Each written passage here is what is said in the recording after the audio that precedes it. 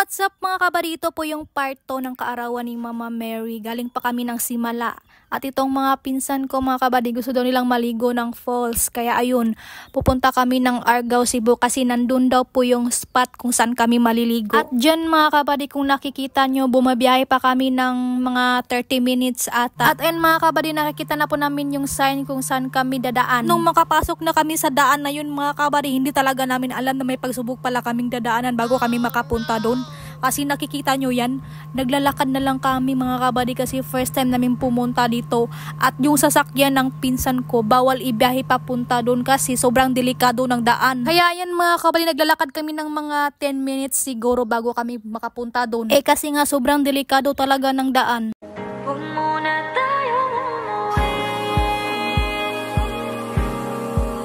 Ay, pasili pa yun mga kabady ha, pero grabe talaga mga kabady, sumakit na talaga yung paa ko dyan mga kabady, nagrereklamo na talaga ako. Pero kaya mo yan buddy kasi ginusto mo yan eh. Gala is life talaga eh. Pero grabe talaga mga kabady no kapag nasa bukid ka no, kasi amoy na amoy mo talaga yung preskong hangin, tapos peaceful ang paligid, ganon. O diba kahit nahihirapan na kami mga kabady, basta lang makaabot kami sa papuntahan namin. O diba kahit umulan o bumagyo pa yan mga kabady, ay charis lang, joke lang. Basta gala talaga pag-uusapan mga kabady, wala talagang atrasan ng mga first na yan. Hello mga kabady, nana namin dili karon sa among liguanan. Nga ka-treasure. Ka-treasure. Welcome and let's go. Wow.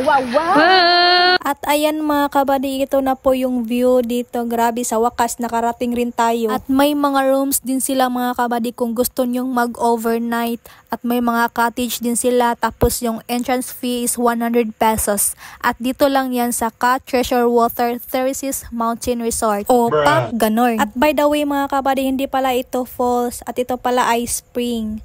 Ano ba tawag dito? Yung sa Bisaya is tubod. Yung tubig na galing po sa bukid.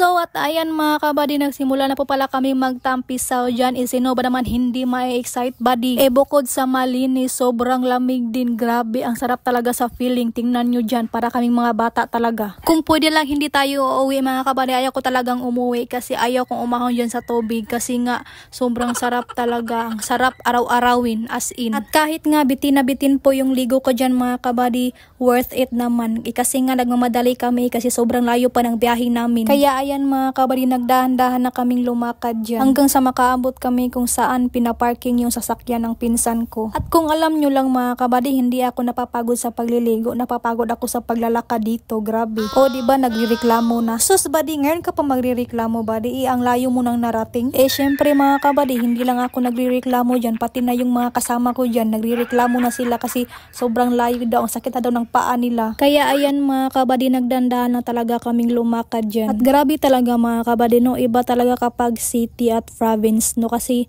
alam nyo ba mga kabady, naisipan ko dyan baka kasi makakita kami ng cobra dyan. Marami daw cobra dyan sa pinagpupuntahan namin. At ayun mga kabady, wala lang. May naririnig lang ako mga usap-usapan, ganun. Pero mga kabady, nag-iingat talaga kami dyan kasi nga sobrang delikado talaga ng daan. Grabe.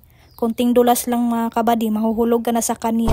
Ay, sakto ba? Ewan ko sa'yo buddy. At ayan mga kabady, malapit na kaming makaabot dyan. Konting tiis na lang talaga. Kasi nga, tingnan nyo po yung mga kasama ko mga kabady. O diba? Pagod na pagod talaga yung kinalalabasan buddy.